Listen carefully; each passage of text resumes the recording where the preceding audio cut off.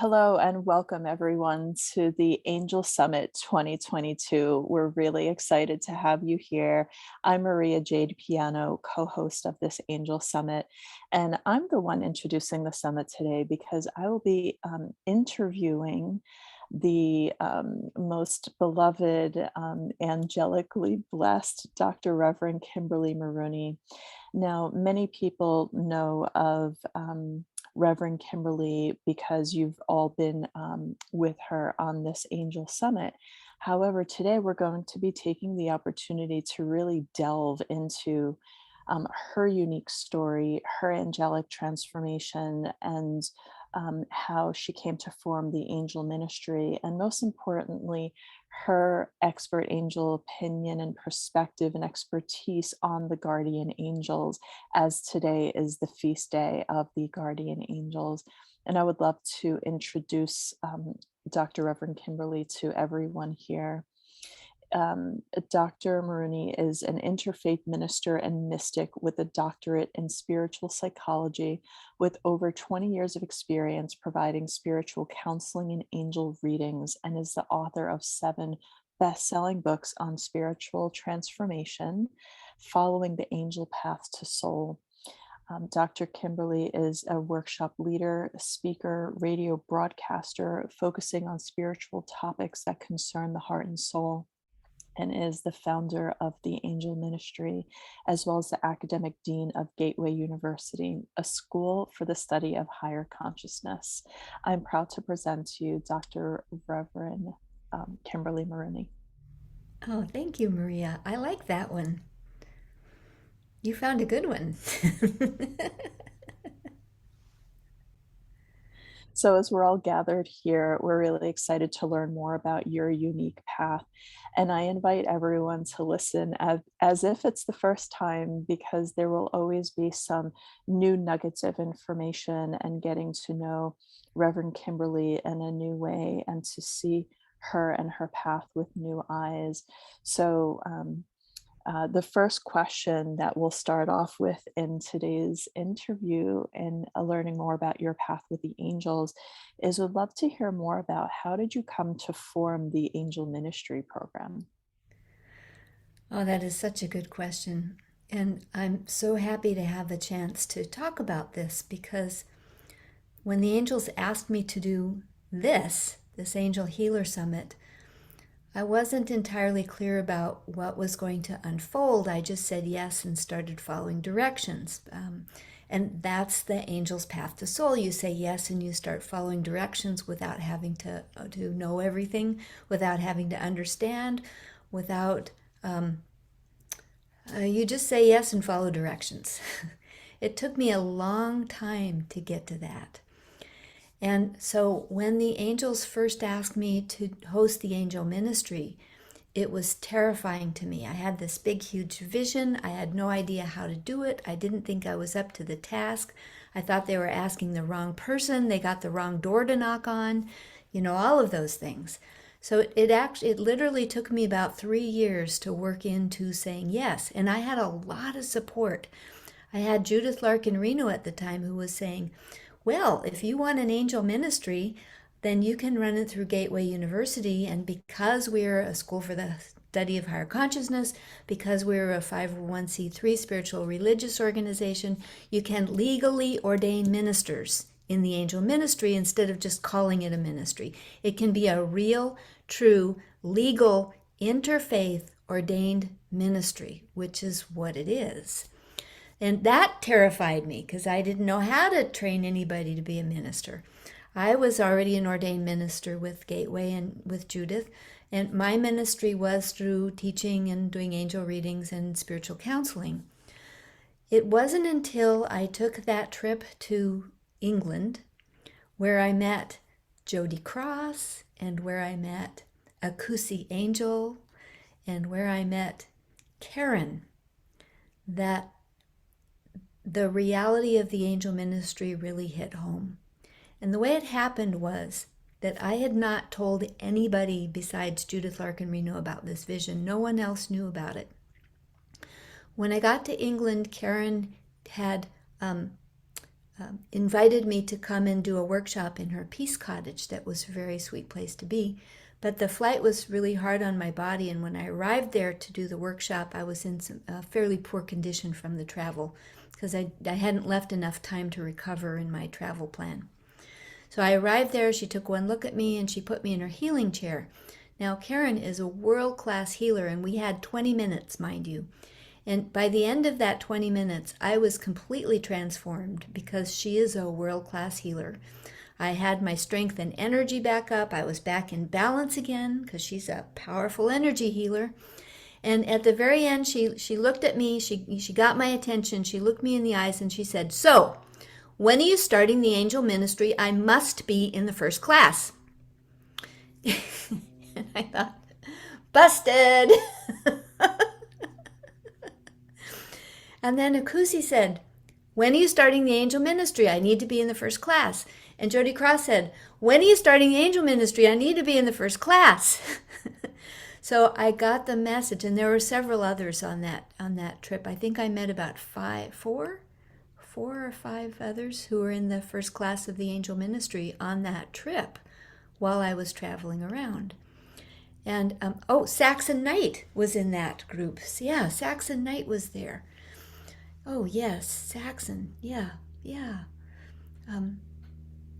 Oh yes, so many others. Oh, and there was Ursula Bokel from Switzerland. I think I met her in Germany. Anyway, so many I met were destined. This was a trip of destiny. I had no idea. And so here we are again. I came home.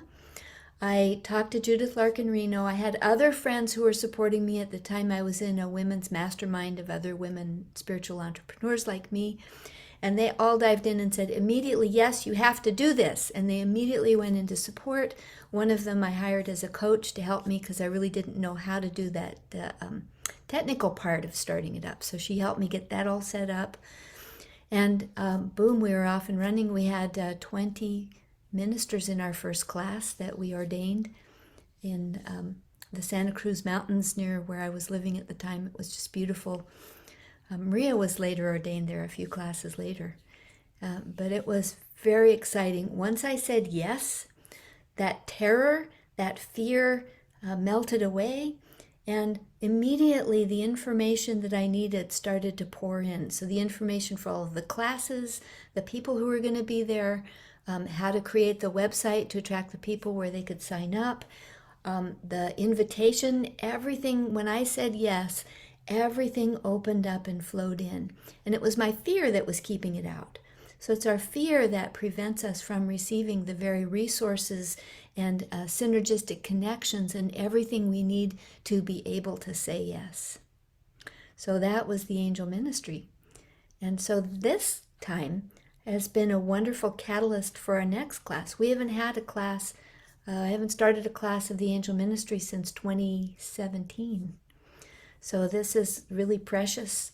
It will probably be the last one that I teach because we have Jana Marie here and Maria, who are, she doesn't know it, but maybe she does.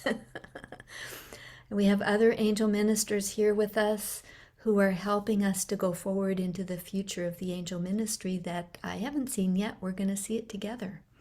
So that's what I love about the angel ministry and how the angels work is I don't have to know everything. I can just say yes to what's in front of me. And when I do that, then the next thing opens and the next thing opens. And before I know it, miracles are unfolding in this amazing, beautiful picture that's way beyond anything I could have imagined is happening, and we are living in the miracle. So we see you as this fearless leader who just somehow No, knows how to do it all, and the no, mix with the tech as well as with the angel I content. have struggled with terror and fear, and somehow I managed to break through it and have little moments. And with the tech part, I have worked diligently to learn the tech part. And when we finish here, I'm going to actually hop in my car and drive to Santa Barbara, California, because the main system I use is called Entreport. It's an incredible system. I only use a little tiny bit of what it's capable of. So I'm going for a 3-day training to learn how to use Entreport better. And one of my visions is to get an Entreport support person on our team who can do a lot of the stuff that I do, which will give me more time for teaching, which is what I want in my heart.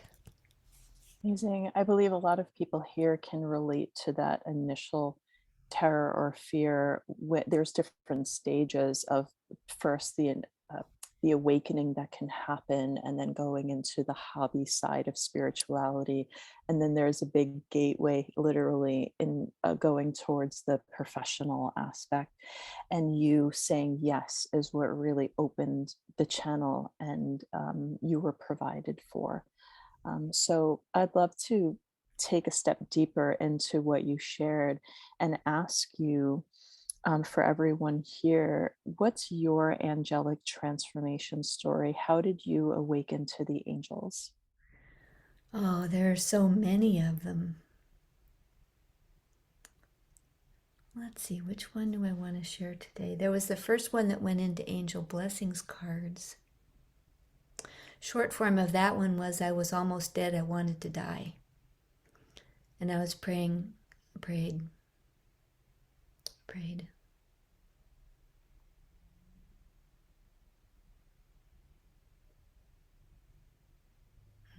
Father, beloved,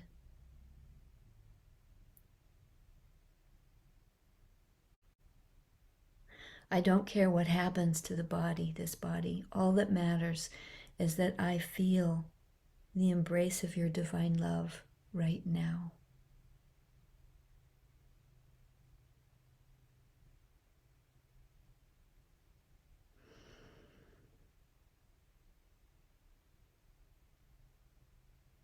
I put my whole being into that prayer. And it's those kind of prayers that open the way for Spirit to reply, for God to reply, for Father, for the angels to reply. And I put my whole self in, so I got the whole heavenly host responding. I saw millions of beings in my living room with me, holding me in an embrace of such tender love that I'd been in agonizing pain for 4 years. The pain was gone.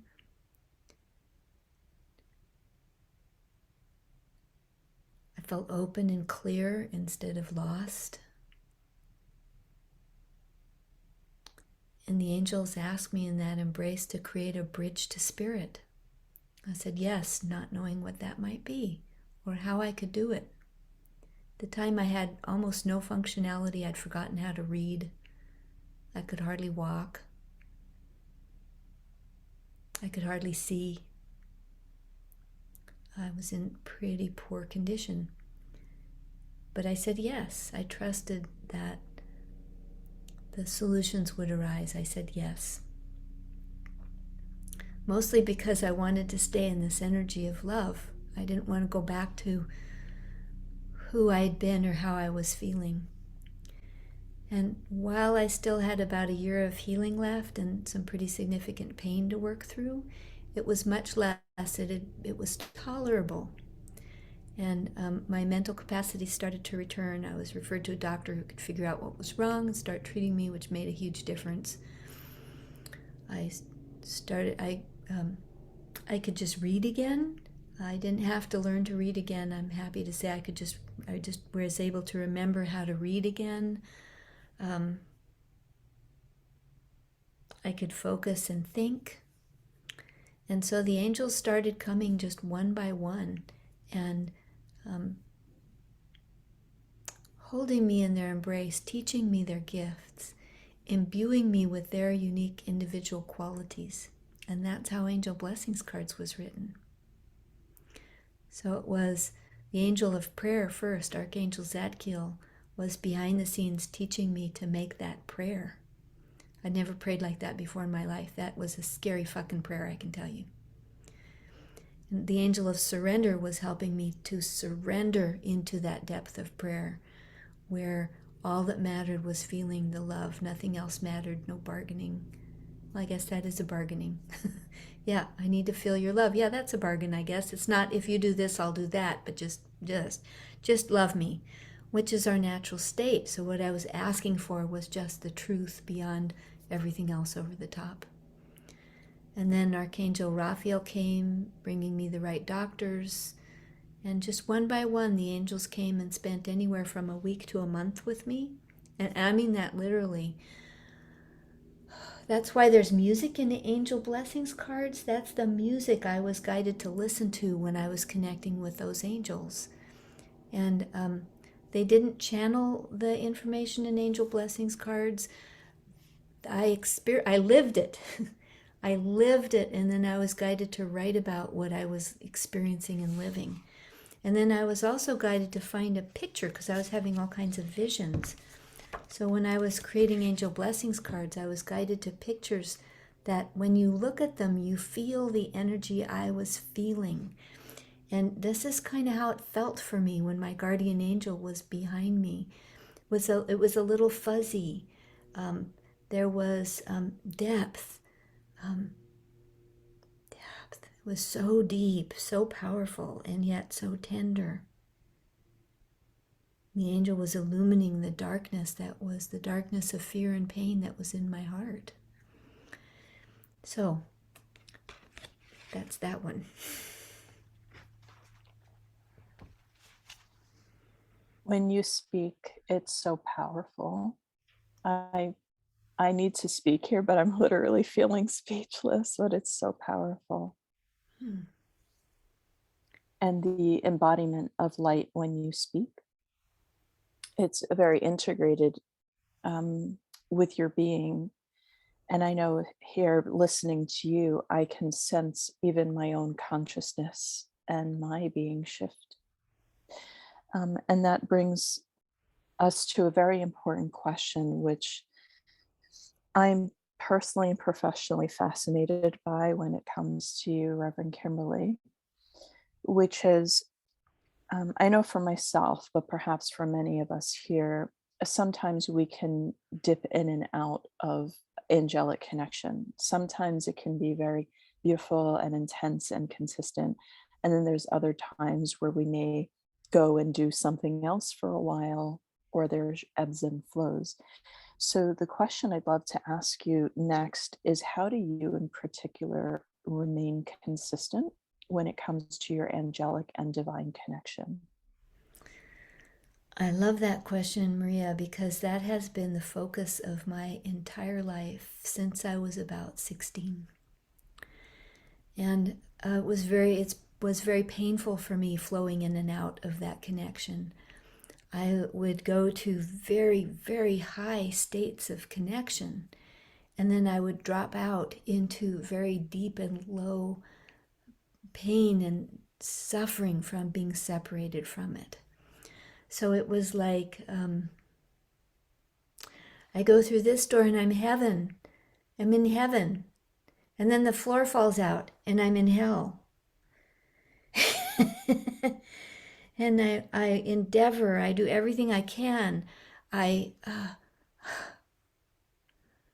I struggle and scratch and crawl and climb back up into that next open door into heaven.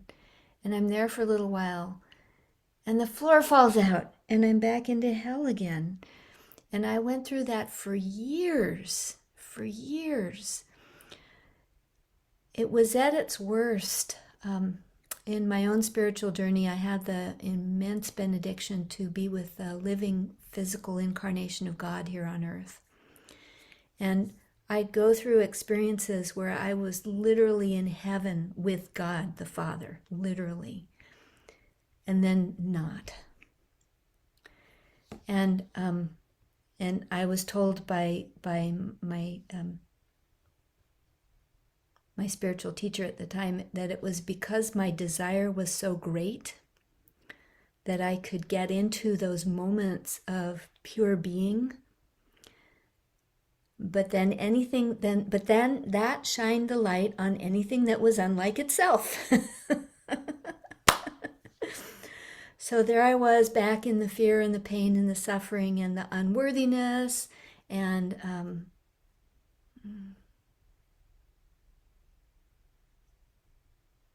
sometimes arrogance. So then through humility, once again, start over. It seemed to always seem like I was starting over. I'd go back into deep prayer, agonizing meditation. There was times where for months I would be begging and praying and pleading to try to find my way back up into that place of light. Then I'd get there and I'd be there for a little while. Like one time I got into this just state of just ecstatic bliss and I laughed. I couldn't stop laughing for 3 days. I couldn't eat, I couldn't sleep. I just laughed because life was so funny. I could see the cosmic joke of my life. and for 3 days, I just laughed. Just tears were streaming down my face. I was laughing so much because it was so funny. And then, well, that ended. Then I was back in the pain and suffering again. So, each of our paths is unique and different. Maria, you've talked about being in the dark night. I can't tell you how many dark nights I've been in. One of them, I enlisted the help of Saint Francis of Assisi, because I knew that he had been through the dark night of the soul. And I wasn't blessed to go to Assisi like you were, but I went in my energy body. And there was a wonderful book that I found about him with the fiery seraphim, talking about his prayers and his experiences with the seraphim.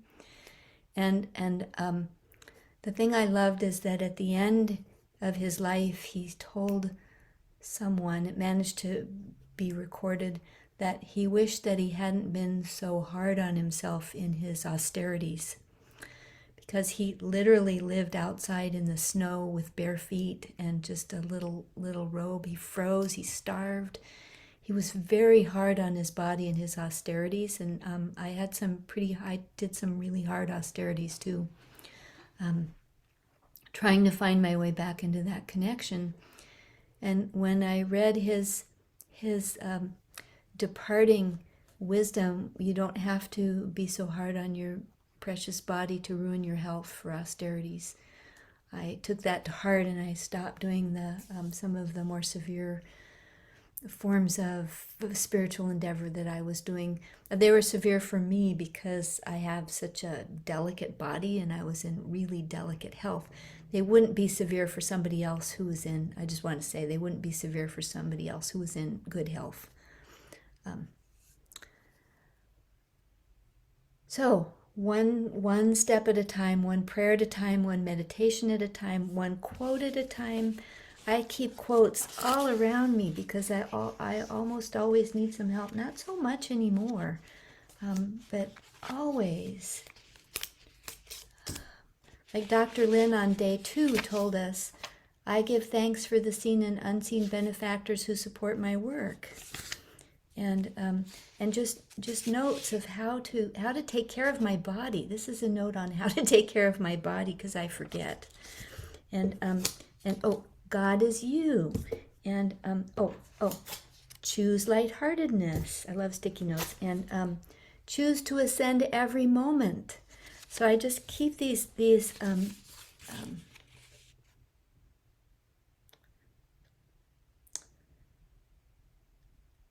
love notes. I keep these love notes. I am so happy and grateful that the day was successful and all I wanted to achieve showed up exactly the way it was meant for my highest good. I am strong. I am happy. I am healthy. I am powerful. I am wise. I am loved beyond what I could imagine. I am enough. So I just have these memories to help me remember to focus on the presence of light within. And the more light I can hold, the easier it is for me to stay in the light. That's the whole thing. And I must say that these rosary readings every morning, they have been such a blessing because Mother Mary and Jeshua are just pouring the light into us every morning when we do these readings together. And I've felt my energy body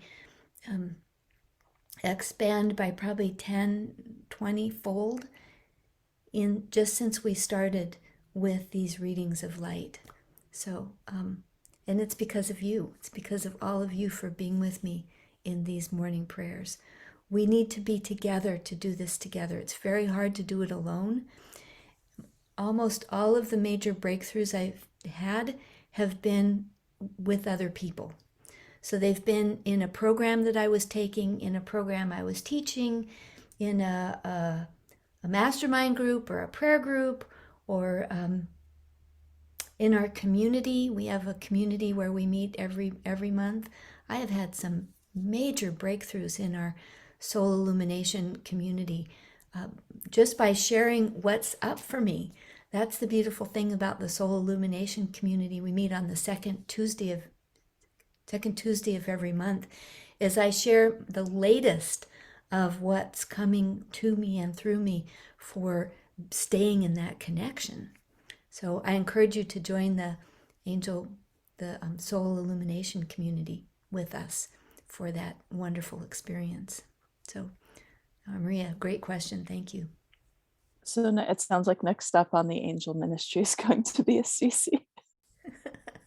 So I have to check Well, we're about going to France. We're going to connect with Mother Mary and Mary Magdalene for the ordination at Easter next year. And who knows? I want to go to Lithuania after that. Oh, so we're going to have the ordination. Then we're going to have a Mary Magdalene pilgrimage. And then, Eugenia and Danuta, I really want to come to Lithuania after that. So that would, by then, that would be end of April, May. End of April, May, Lithuania. Maybe it'll be a little warmer. Yeah, we'll see. So there's an arc that I wanted to note here. Mhm. As we start to, there's one more question I wanted to ask before we head into the more information about the guardian angels, which is your evolution as a spiritual entrepreneur and spiritual leader, because you've gone from your own internal journey yourself to then going into the choice internally towards entrepreneurship. And then within that context of being a spiritual leader, of leading and developing other practitioners that are feeling that call. So, the question I would love to ask, especially in the context of the angel ministry, is how do you see the soul or the people that come into the ministry or that are called to work with you? I would love to ask, how do you see them, the individuals that come? Oh, what a great question. I recognize them.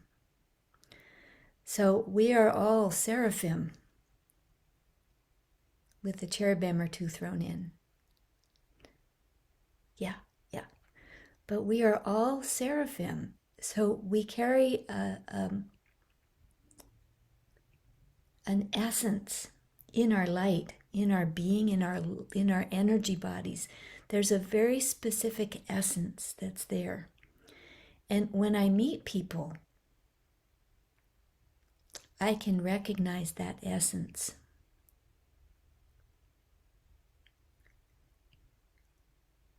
And that's how I know.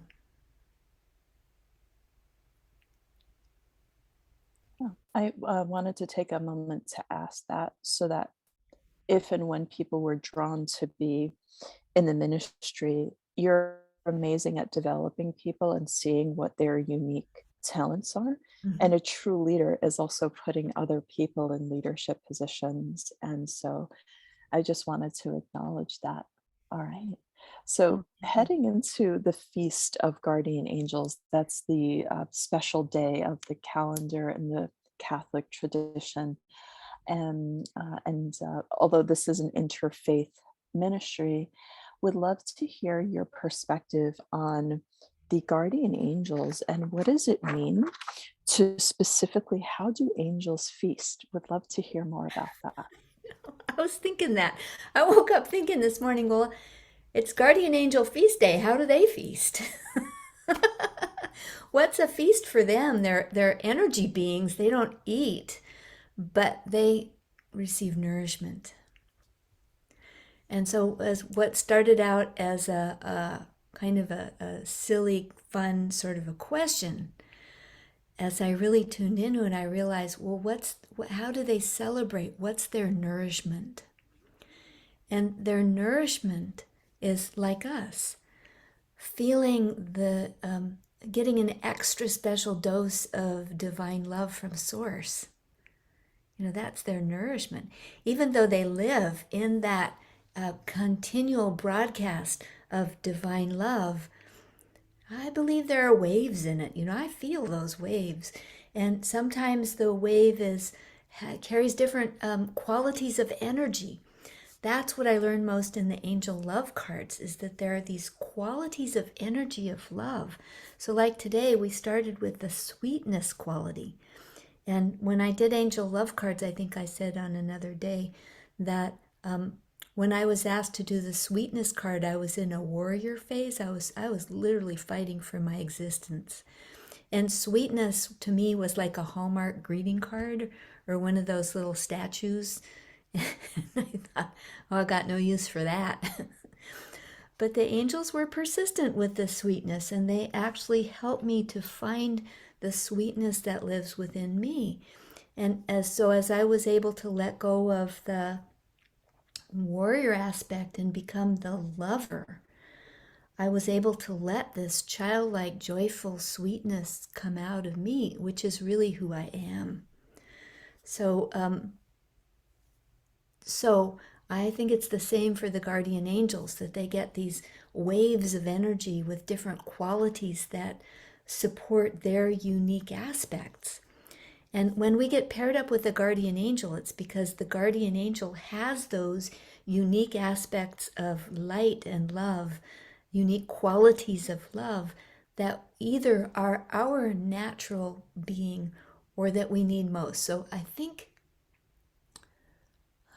like today, I feel the way it works is that what we need most is truly our innate blessing that we've covered over. And we try to pretend that we're not that. Like I try to pretend that I'm not sweet. I try to pretend that I'm not joyful. I try to pretend that I'm not like the Energizer bunny on fire all the time. And so most of what came in my life before now was trying to suppress that joy and that vitality and that energy and that vibrancy, because I had 20 years of being sick with autoimmune disorders that left me with no energy. And that's my natural thing. I wake up happy early in the morning. So yeah, so they feast. So the guardian angel, a feast for the guardian angel is watching us come into who we are. Can you imagine? You know the joy that you feel when you watch a friend of yours blossom into some goodness and the beauty of who they are. You know that joy. That's how the guardian angels feast. They feast on watching us become the truth of who we are.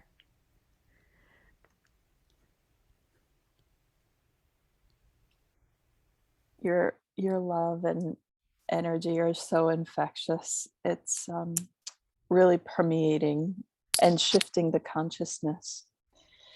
Would love to ask for people that may be wondering here, how would you differentiate a guardian angel from the angels and archangels?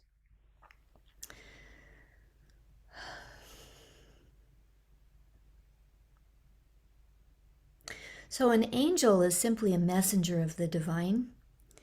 And so there are many different kinds of beings that we call angels just because they're a messenger of the divine. This is a question I've studied quite a lot, and in my angel connection, that's the book that you study when you're in the angel ministry, My Angel Connection, guidebook to connecting with angels. I did talk about that quite a bit, that over our evolution, because I studied our history. There had to be clues in our history, I was thinking. And over our evolution, we've had a lot of different perspectives on angels. And what I finally discovered was that in the early days of human life, in the cave painting days, there are beings that look like angels.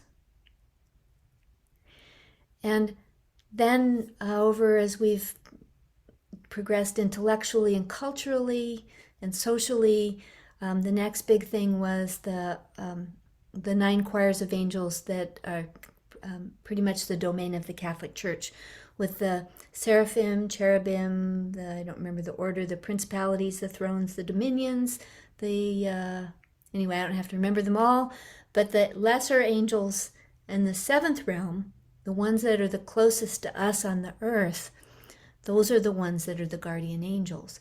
And there are guardians because they have a lower vibration so they can connect with us more easily. And the ones with the higher vibrations, like the seraphim, it's only been recently that the seraphim have been infusing their essence into us humans here on earth, walking with us on earth. And it's because our consciousness is now the point where we can do that. And it hasn't always been so. I'm seeing in my galactic history that long, long ago, before cavemen, the seraphim lived as something like humans here on this planet Earth. And so that was us. And here we are again, remembering. Yeah. So our guardian angels help us. We all have a team of angels. We have seraphim and cherubim and all those other kinds of beings. We have saints and ascended masters with us. We have some spirit guides. We have all kinds of beings that help us on our journey. Once I saw it as if we are astronauts on Mars. And so, when humans first went to the moon, there were two of them there. But look, there were hundreds of thousands, millions, there were millions of people here on Earth supporting those two astronauts way out there in space who were on this precious little tether walking the moon. It's like that for us, each of us, even though there are 8 billion people on Earth. Each of us is like that astronaut. We think we're isolated, we think we're alone, and that's part of the cosmic joke that I was laughing about that time, is that we are never alone. We don't have to conjure up the angels or call them to be here with us. We're always together. There's never anywhere to go. We're here. We're all here. When a loved one dies, there's nowhere for them to go. They're here. We're all here in the cosmic now, the eternal now. And that's what we're remembering.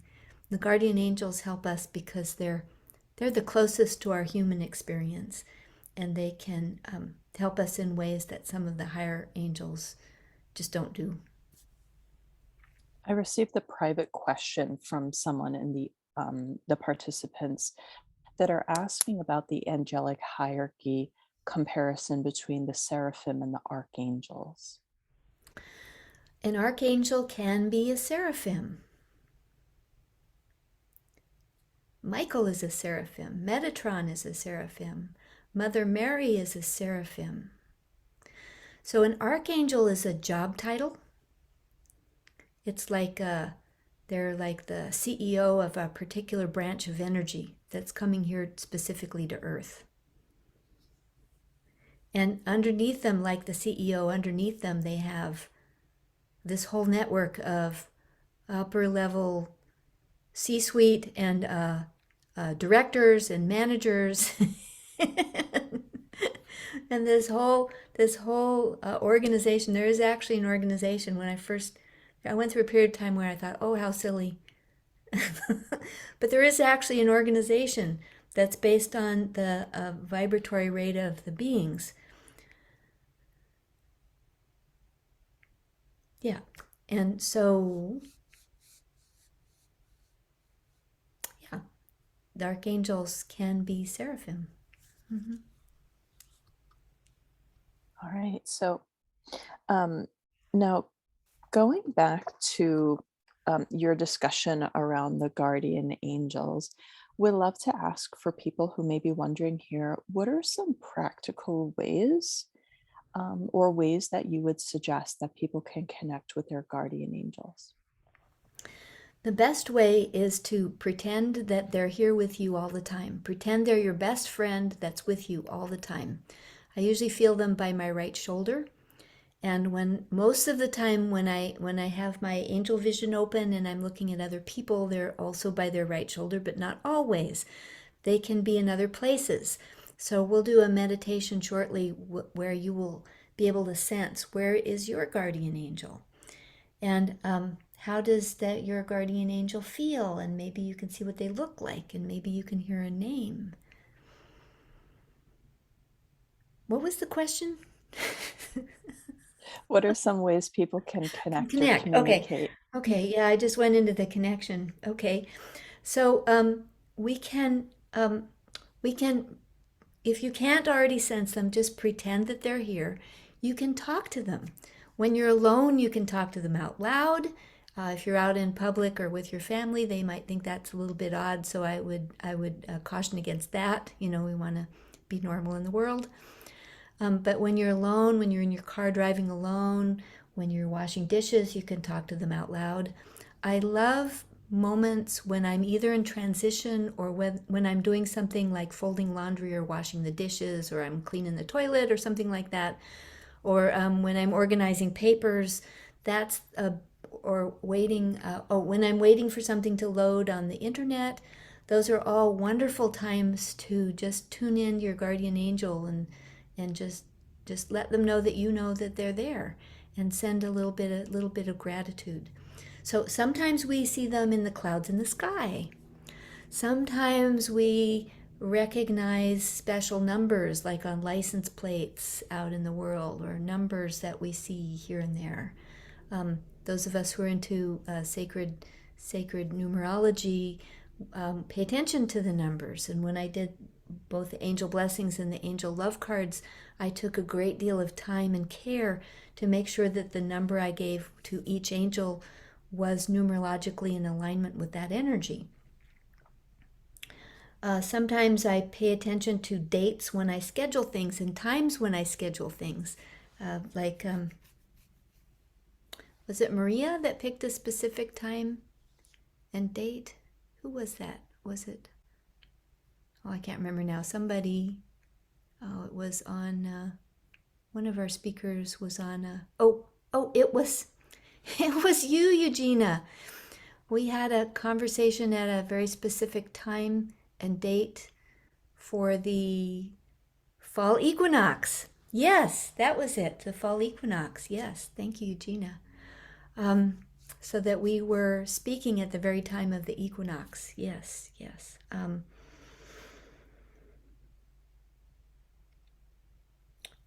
We can, songs. Angels love to communicate through songs. So if you're listening to music on the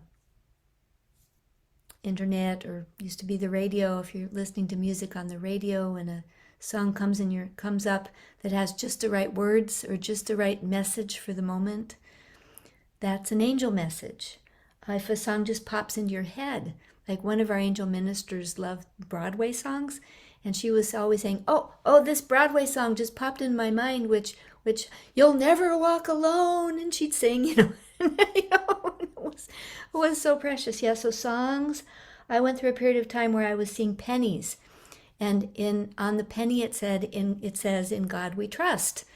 And it was a time where I was having a trouble with trusting that I was being guided and cared for.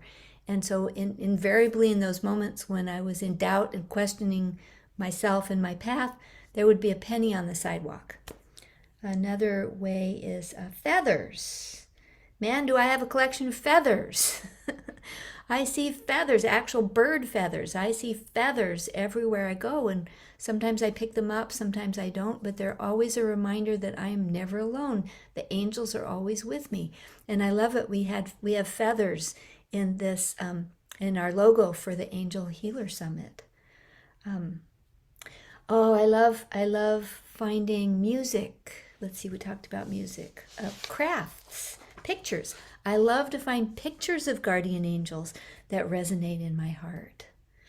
I love to do crafts to help me connect. I showed you some of the paper art that I do, but I also do this kind of thing. This is a book of messages that I received, and I made this book with the rainbow and a nice painting and some ribbon. And in here I have Archangel Michael in the beginning, and then I got this nice fountain pen and wrote some of the message with fountain pen, and found some beautiful art to put in there, and just took some time. Cards, I have cards that people gave me that are very precious. I save everything people send me. It's very precious to me. And just even the envelopes. I even save the envelopes and put them in here. Let's see if you can see that. See that? Yeah, the envelope. And then I tuck stuff, secret stuff inside the envelopes. And this is just one way that I spend time just kind of hanging out with spirit in a way that feels creative and loving. Like, here's another Rembrandt that I really love, that really speaks to my heart. I wasn't able to use this in any of the angel cards, but it's one of my favorites. And just stuff that's a treasure to me. Like this card that I got was a treasure. I've got some stuff from my mom who's passed on in here. Some envelopes. I have envelopes that she sent me stuff in. Like, let's see, where's oh, this is a card that our Reverend Steffi Baker, who did our logo, sent me. That was really lovely, saying, "Thank you with all my heart." So just that's another way that I use my creativity and craftiness to enjoy just spending time with the angels.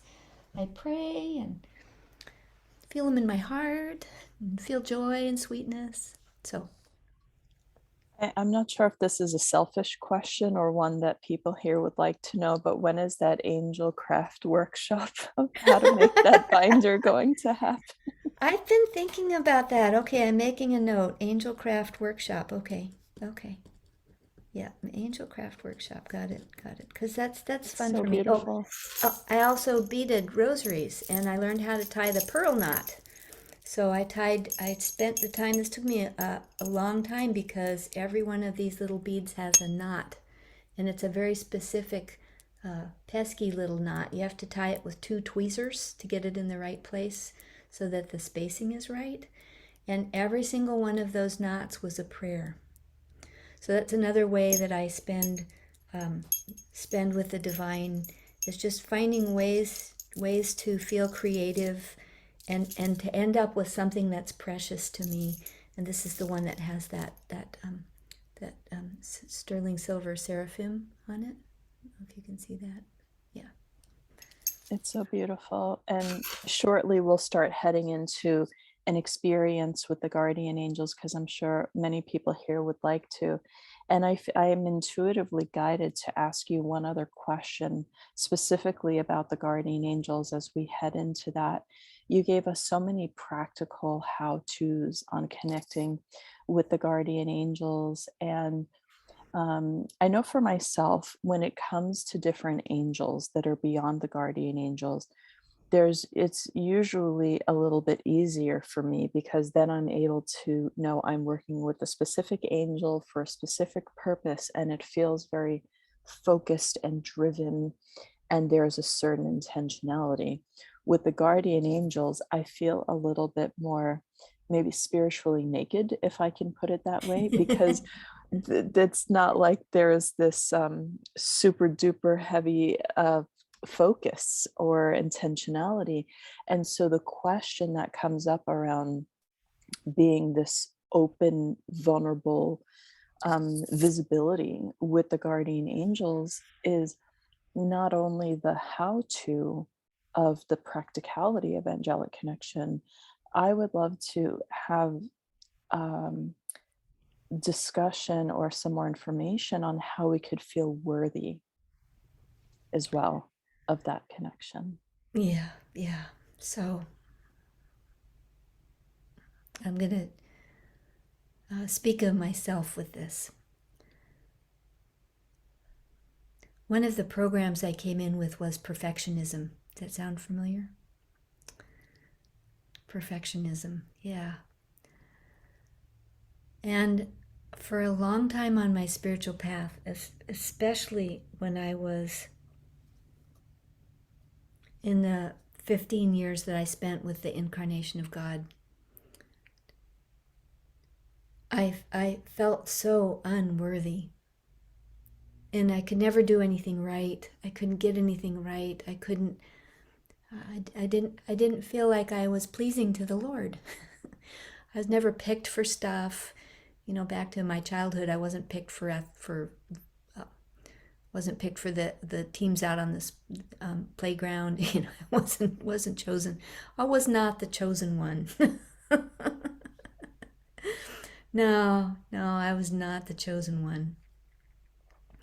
And what that helped me to do was to go deeper into myself, looking at, well, what in me is not worthy?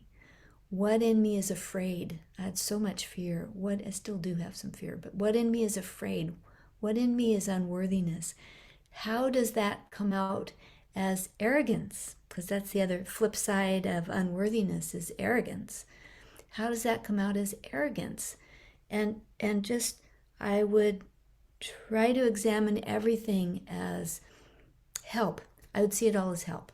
So one of the things that I learned during that time was we lived in community together, and people were really just brutal with each other. And we were taught that when somebody gave us a suggestion or shared with us an insight, to say, "Thank you. I will spend time reflecting on that." To not defend, to not question it, because we're allowed to ask a few questions for clarity, but we weren't allowed to defend or get angry or retaliate or get resentful or carry a grudge. The opportunity was to receive this bit of suggestion and to actually take it into our hearts and think about it and explore what's the truth in this. What can I gain from this truth? How can I open myself more to be more of a woman of God, to be more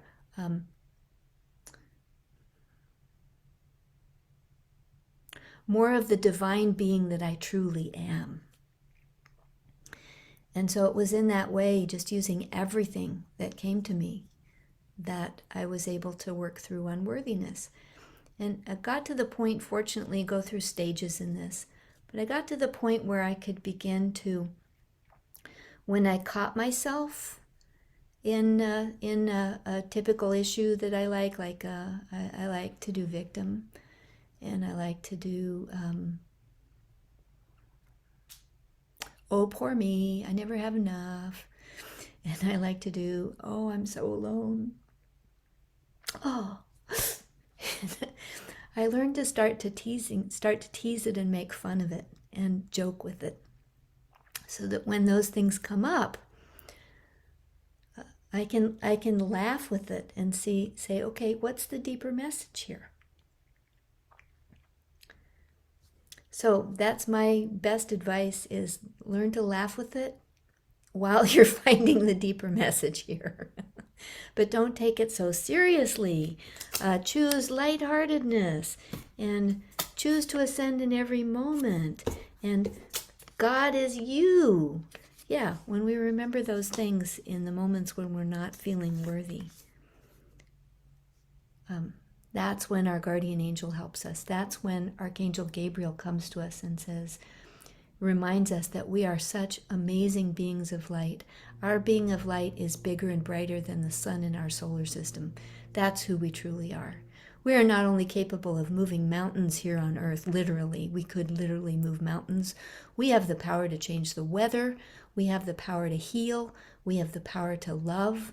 We have so many powers that we are terrified to recognize and use. And that's what unworthiness is mostly for. It's to help us to pretend like we are not the powerful beings that we are. The juxtaposition of the I'm so lonely and then the presence of the guardian angels, it's such a beautiful invitation and reminder when that habit arises of feeling that sorrow internally that the guardian angels are there. Yeah. I think this is a good transition point for the experiential portion of the guardian angels, unless there's anything else you wanted to share. Oh, I talked too much today, didn't I? I have so much to say. We're going way over. Hope that's okay with you. If you need to go, I understand. And if you can stay, oh, I'm so delighted. So let's have an experience of our guardian angels, shall we?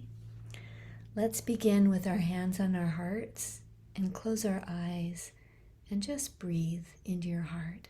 Just a gentle breath.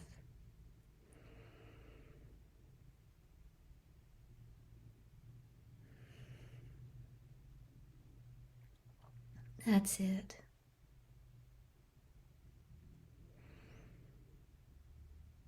And with each breath, notice that your heart is lighting up.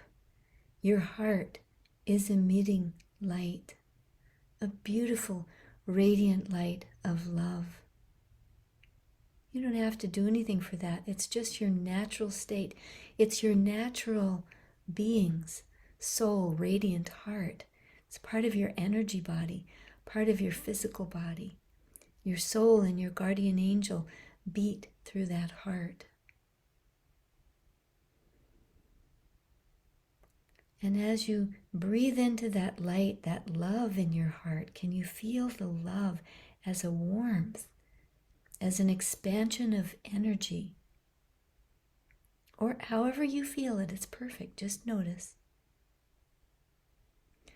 And you may notice that your whole body now is tingling, or you have the sensation of energy moving through your body. That is part of your energy body. And as we breathe into our hearts, you may notice that in your head, it's lighting up. A light has gone off inside your head. And so even with your eyes closed, you may notice that you perceive a light inside of your head. Is there color to that light?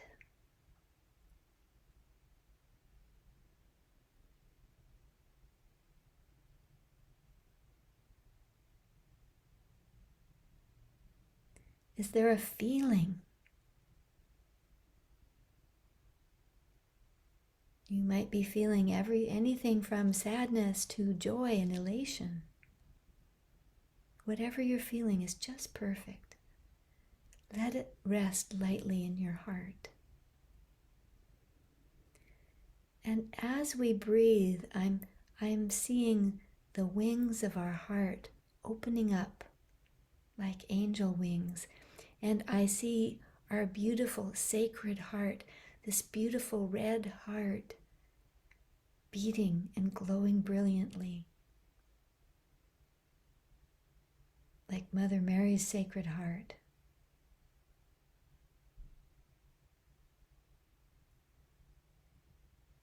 Or Jesus. Oh, does she have the Immaculate Heart? Forgive me. That's not in my training. The Sacred Heart, I think it's Jesus' Sacred Heart, Mary's Immaculate Heart. Yeah, that heart. We have them both. We have them both. And as those heart wings unfold, notice that from the back, Your guardian angel is behind you. He or she has your back. They are with you always.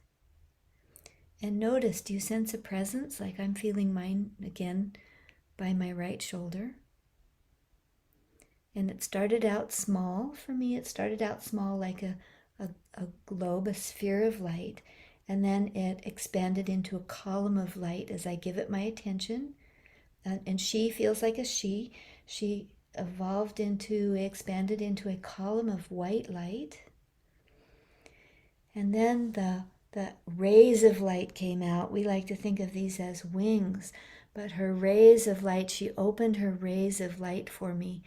And for my angel, they're like butterfly wings, and they're huge. They're maybe 30 feet, they're 20 feet today. They're a little smaller today, maybe 20 feet across. And they completely hold me. She completely holds me in this radiance of light. So notice how it is for you. How do you sense your guardian angel? Do you sense a presence? Can you see a light or a presence or colors? Do you know she's there? Can you feel the presence? Is there a smell that accompanies her? Some angels announce themselves with a fragrance. Is there a taste in your mouth? Is there a feeling in your body? Do you feel like you're lifting up or sinking down, sinking within, lifting up?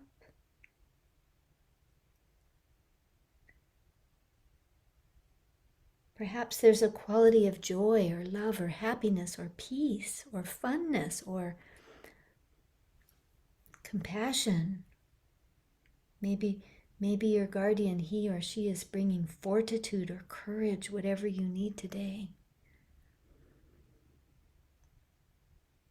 And perhaps if you move your hands around, you can feel the energy. Can you feel it in your hands? Sometimes it helps if we have our palms together. We can feel the energy around us. Use your hands. Our palm chakras can be very sensitive to energy as they open up.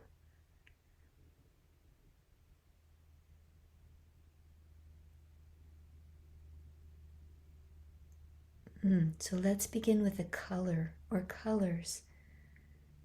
Do you perceive colors for your guardian angel? Do you see colors or sense colors or know colors or feel or hear colors? Color in the other realms is different. Maybe you hear colors. What are they? Maybe there's a sound, a tone or a song or a sacred word or a light language. Maybe there's ancient language or English or Lithuanian or your native language. Maybe there's words. Listen for words.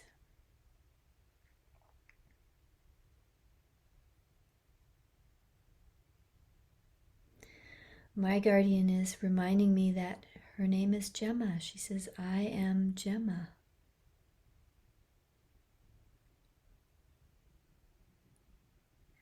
Oh, I didn't know. She specializes in the gematria. That's why her name is Gemma. I didn't know that. That's why I have always had a curiosity about numerology and words and numbers and letters, the meaning.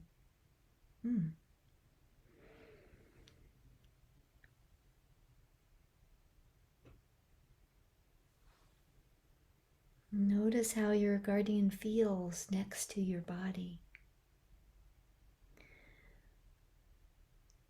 Oh, so they're going to give us a symbol. So if you cup your hands together in front of your heart, our guardians will give us a symbol that helps us to connect with them and remember them. And oh my goodness, Mine is an enormous emerald that's cut regular diamond shape, like a regular diamond engagement ring, that shape. It's an enormous emerald that fills both my hands. Oh, it's just lovely. Oh, and that's to help focus the healing energy that is my nature. Oh, thank you. Thank you. I didn't make that connection between the green, the emerald green, and oh, so my healing gifts are going to open up even further. Oh, thank you. Oh, thank you. So what is it for you? What gift or treasure are you receiving? Maybe it's a symbol, a flower. Could be anything. A phrase, could be anything.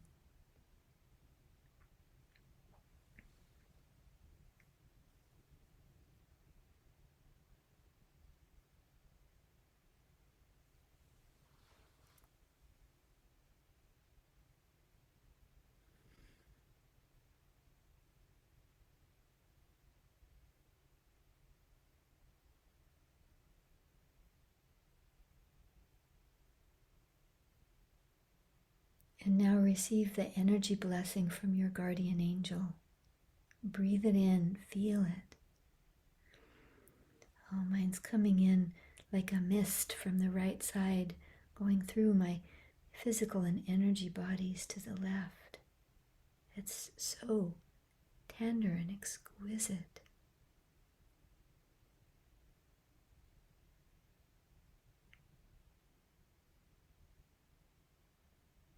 And see, is there a name? If you don't have a name yet, trust the name, don't question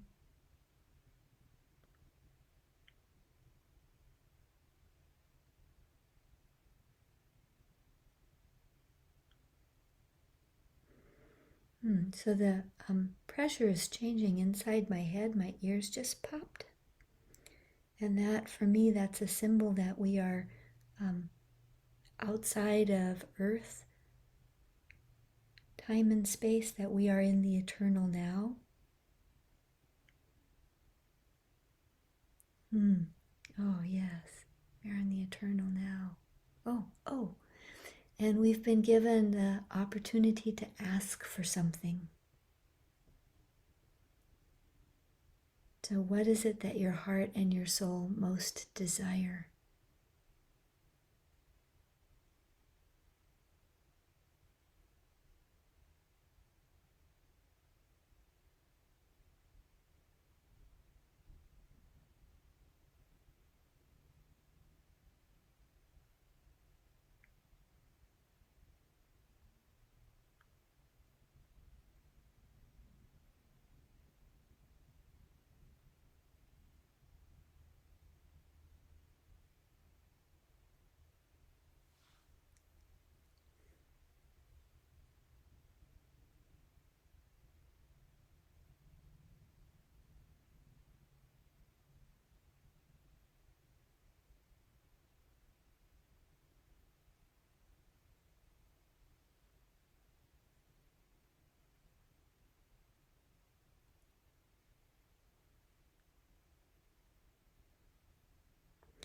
And if you have an object with you, anything, it could be a pen, a piece of jewelry, your phone, a shoe, glasses, glasses, anything, okay.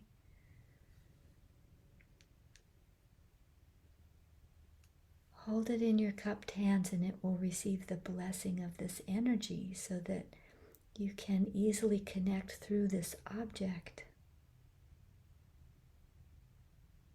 Any jewelry that you're wearing, any clothing that you're wearing is receiving this imprint of energy.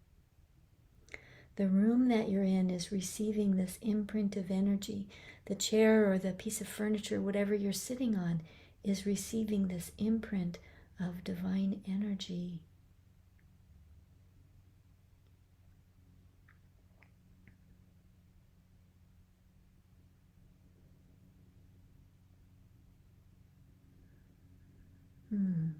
Oh, we thank you, and so it is. Oh, any other message? Oh, there's another message. Okay, one more message.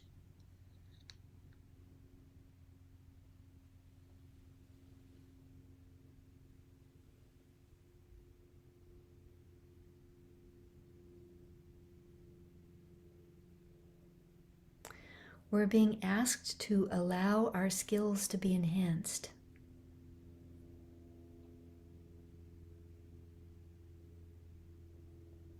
So say yes.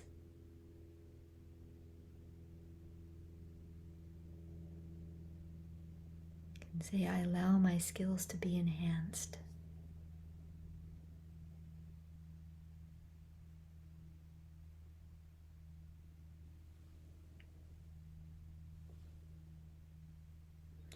And if you tune into your light body now, what are you sensing or seeing or knowing or feeling or hearing? And let's send a blessing of this light out through the guardian angel network to everyone on earth, because everyone has a guardian angel. So let's send this blessing of love, of peace, of joy, of health, of prosperity, of safety, of nourishment, of pleasure, of sweetness, of grace. Let's send this blessing out through the guardian angel network to all humans and all of the life forms that they interact with, whether it be guinea pigs or cows or goats or sheep or fish or snakes or dogs and cats or dolphins or whales or, okay, enough of that.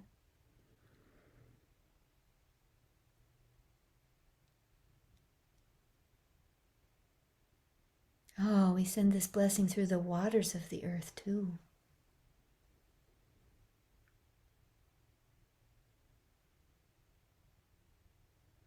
Thank you.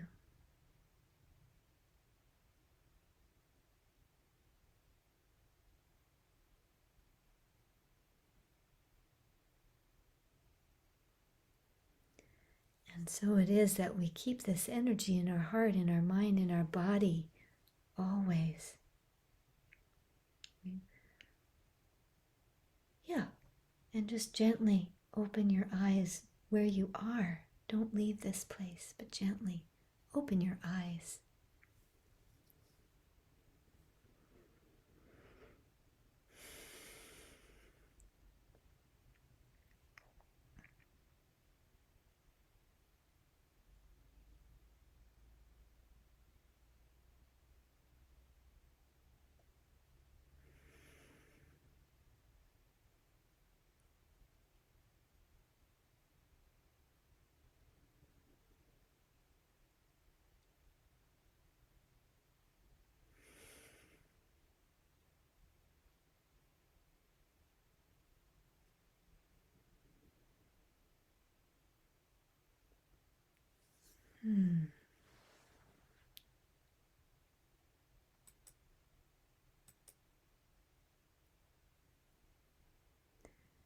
Oh,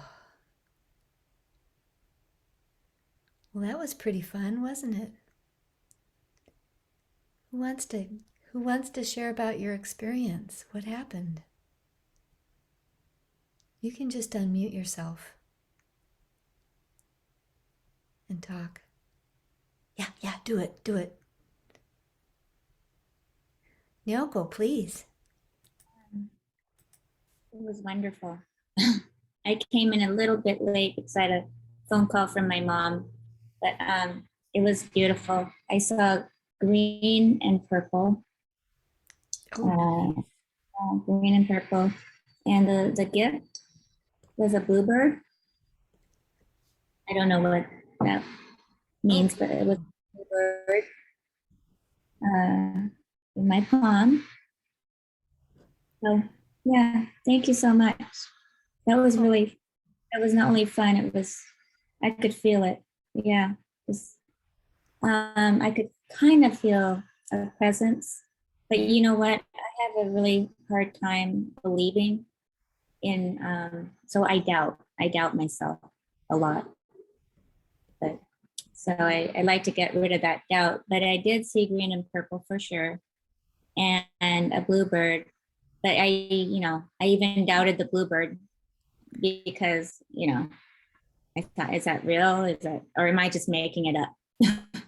Yeah. This is for you. When you ask for the Christ, it cannot be denied you. When you ask for wisdom, when you ask for guidance, instantly it is given to you. You have experienced this. You just got the bluebird, the purple and green? Yeah, yeah. You have asked and there has been an answer. Then you have said, well, is that really the answer? Give me another one. You've Pretty played much. around with this a bit. And then you've come back and said, well, the answer that I got in the beginning, perhaps I didn't understand the whole of it. I didn't understand the holiness of who was giving me that answer. I didn't understand the holiness of myself. Now I see Yeah. it anew. Okay. Yep. That's exactly it. I wasn't accepting it. The holiness Yeah. of you. Of myself. Yeah. Thank you. We can thank Jeshua. This is the message for today from Jeshua. Thank you, Joshua. Thank you. Yeah. I looked at that and thought, yeah, yeah. And thank you. Thank you, Nyoko. And Eugenia says, 2222, I got her name Gada, which means in Lithuanian honor, glory, and respect. Oh, beautiful. Am I saying that right, Eugenia? Do you want to share that with us?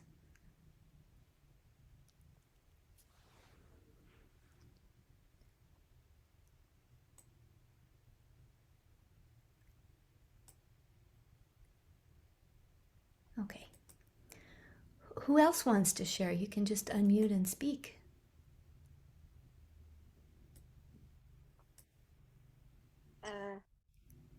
Am I in? Yes, yes, Winna. The first time I saw your angel guides, the sweetness. She was very special to me, and she stayed with me all the time. And I made my own angel guide sweetness, and she's my guardian angel. Oh, yes. And so I'm doubting: is her name Sweetness? Yes, her name is Sweetness. So Oh, beautiful. Oh, beautiful. I love that. Thank you. Thank you. So we're running really late because I always have a lot to say. And so we're going to do I'm sorry. Maria's hosting.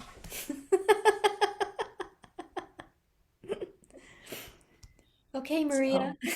Yeah, so on behalf of everybody here, we want to thank you, Reverend Kimberly, for the beautiful journey that you've taken us on tonight to go into some beautiful angelic spaces beyond this human plane of earth. And there's been many points where I felt like weeping and just being speechless throughout this experience with you today. And we all thank you for the depth, beauty, and love, and their beautiful reminder that we're all surrounded by guardian angels. So, with that, we'll ask for Catherine, our Zoom moderator, to bring up the wheel of names. And we're going to have two people today, as I offered at the last minute, to also give a 10-minute angel reading. So we'll go into private breakout rooms and bring some messages through. And so, yeah, so with that, Catherine will ask you to do the magical spin.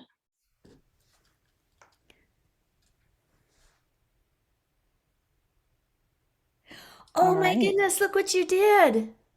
Whoa. How cool. Oh, look at that. Oh, beautiful. You put our logo back there.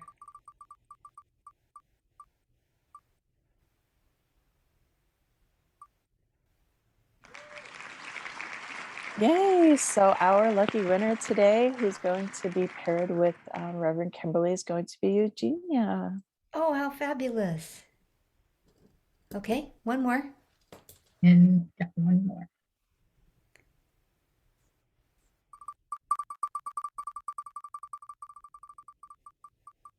And next will be the person that will be spending some time with me.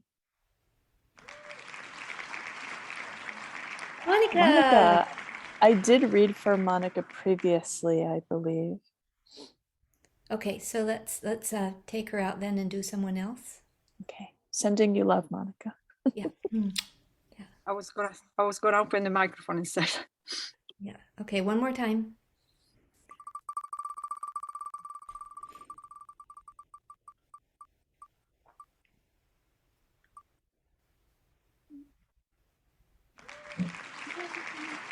Oh, Dana Marie. Oh, what fun. Okay. Jana Marie. Okay, so we're going to go into breakout rooms for 10 minutes, but you all will stay on with Catherine and you can talk about angel topics, including what was most present for you today. So just need 1 minute. Okay. Okay. Jana Marie, you look thrilled.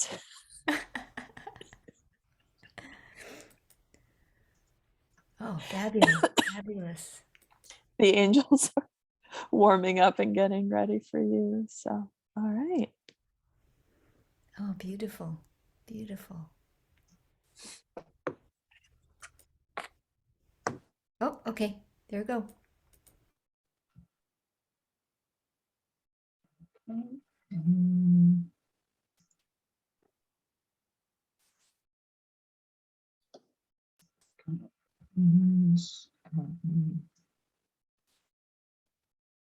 let's see. Oops, assign. Just give me 1 minute Sure. to, let's see. Marie.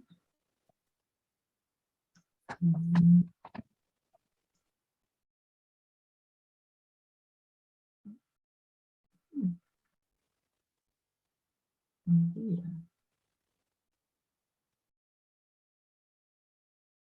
Okay. Assign to-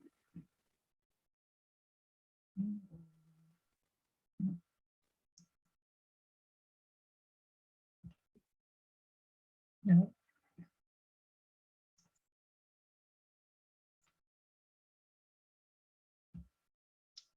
Oops.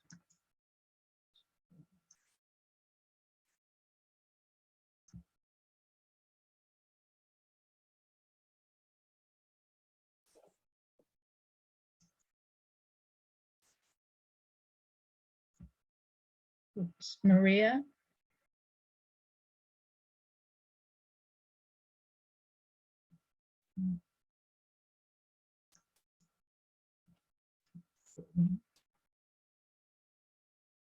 Okay. Jana Marie.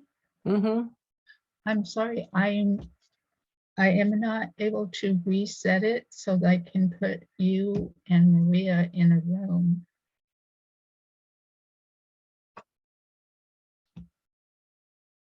It's gonna, let's see. Let me.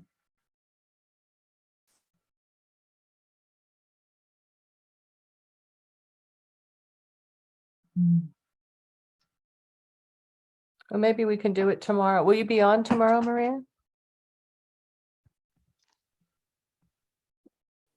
I won't be. Oh, I'm sorry. I can do it after they come back in a few minutes. Mm-hmm. Because what I have to do is I have to recreate it and then manually do it. And it's not allowing me to do that because I've already set up Kimberly and Eugenia. Oh, I have an Technology. idea. I have an idea then. I can always do a session with Jenna Marie separately. But why don't, if it's okay with you, Jenna Marie, I'll do a group angel message for, since we're all here. Okay. All right. All right. Awesome. So for the time that um, the Reverend Kimberly's in a separate room, I will bring through an angel message for everybody here.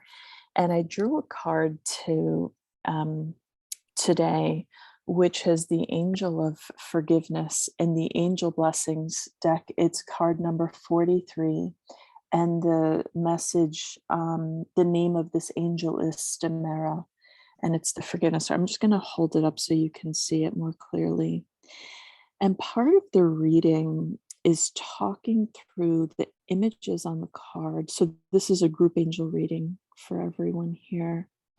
And the angels are calling us into a deeper sense of forgiveness. But first, in order to do that, they want to talk about and describe forgiveness. So in a human way, I would say that there's big F forgiveness and then little f forgiveness, right? So little f forgiveness is in a human way. Oh, they were having a hard day. Oh, that was difficult for them, right? Whatever we might say to either let go and it's just easier. Big F forgiveness, I would say, is really when there's a divine movement, when forgiveness comes from the soul level of healing. And for people that may be listening to the recording or that may be off camera right now, this is what the angels want to bring through, is the more that we could understand about forgiveness, then the more we could be in alignment with it. In my meditation this morning, the angel showed me a bit more about forgiveness and wanted me to describe it. So I had an interpersonal struggle and conflict with someone earlier last week. And sometimes we can find ourselves in a rumination over, oh, this person is so this and that, and why do they have to make it so difficult, right? And it was really, really taking a lot of energy from me to be in that. And there was a part of me that on a problem solving level, I did some little F forgiveness, which was, oh, that person is just whatever, tired or whatever a justification that I would give it. And then this morning when I was in my morning prayer meditation state, there was a sense of forgiveness that had come over me, but it wasn't the human me forgiving the person on a human to human dynamic level. We're doing a group angel reading, Reverend Kimberly, because we weren't able to do a separate breakout room, but this is divinely ordered and guided at the moment, which I'm describing big F forgiveness and little f forgiveness, in which this divine forgiveness that had come through, it was almost like if you could imagine those northern lights in the northern hemisphere. I think it might be Iceland. That's how the divine level of forgiveness felt, that it was these higher etheric levels of fullness, and that it wasn't this human to human forgiveness. And that's what this angel, I feel, the angelic message that wants to come through is, how can you see both the human level of forgiveness and letting go, as well as the divine higher dimensional energy. And the way that that higher dimensional energy of forgiveness can come through a bit more easily is by asking yourself a few questions whenever you have these conflicts. And one of them is, what is the lesson that I meant to have here with this person? What do I need to know or learn?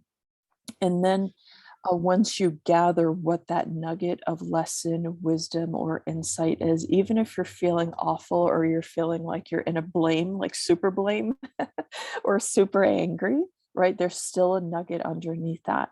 And then you can release that person of the obligation of having to teach you continuously that particular lesson. Now, that's a concept that comes from theta healing, which is releasing resentments and coming into a deeper state of divine alignment, which is sometimes we unconsciously use other people or situations or create challenges in order to get those deeper learnings.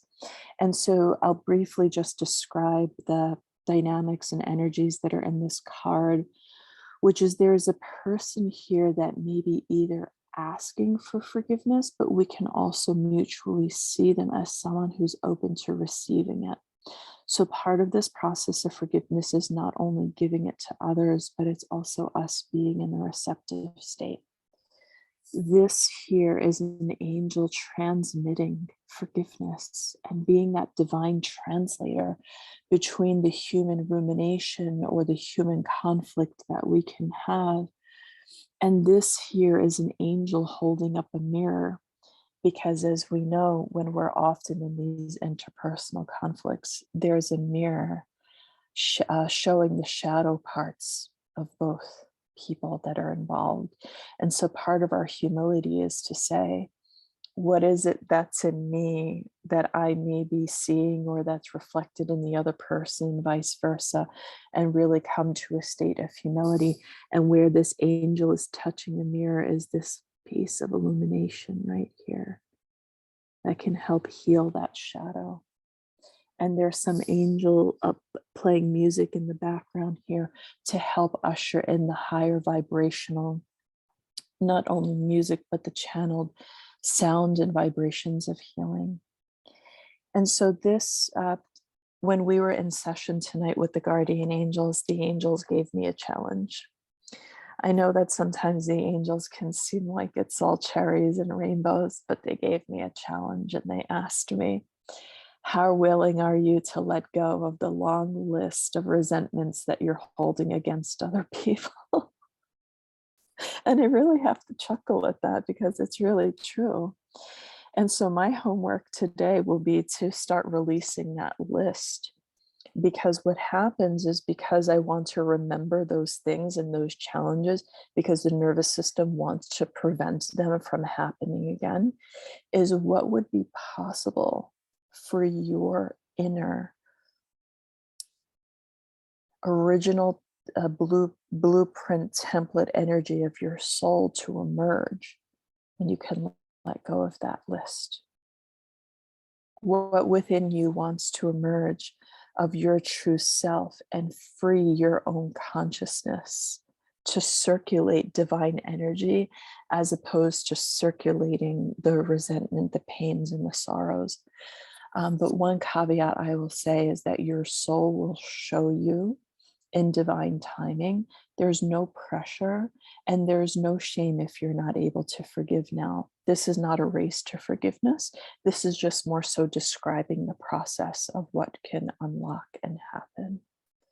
So I leave this angel message and transmission with you all. And I want to deeply acknowledge Reverend Kimberly for creating this container for us to all come into community and for us to have this opportunity to connect and heal with the angels. And I'll leave it with you, Reverend Kimberly, for any last words that you want to share with about the guardian angels for today.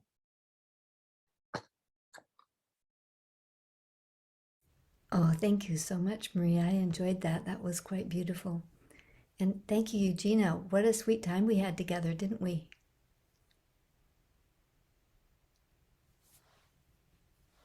Thank you so much, Kimberly. Yeah. So, as we come to a close today, let us close our eyes for a moment, breathe into our hearts, and give thanks to all of the beings who so lovingly support and nurture us, both physical and spiritual, or non-physical, both physical and non-physical, whatever that might be. And we breathe in, we receive that glorious support, we receive that love and protection from all sources, always, as we connect in oneness with the sweetness and the glory of all that is. And so especially our guardian angel we thank as she helps us through life, loving us, guiding us, treasuring us, protecting us, celebrating with us, crying with us. He or she is with us always, and we give thanks. And so it is, beloved ones.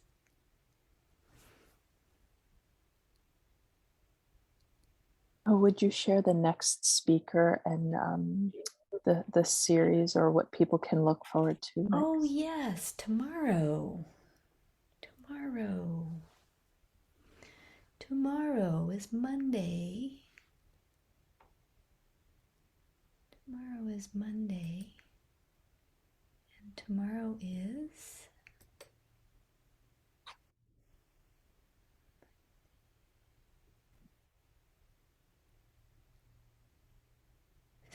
Oh yes, tomorrow is Teresa Grove. We had to reschedule her, and she's joining us tomorrow at 3:00 p.m. Pacific time. So I'm sorry it'll be later for those of you who are in Europe, but Teresa Grove tomorrow at 3 p.m. Pacific time. So thank you. I'll be sending out an email shortly with all of the information. Thank you. Thank you.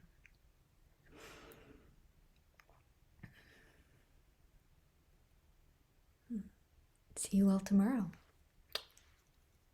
Bye.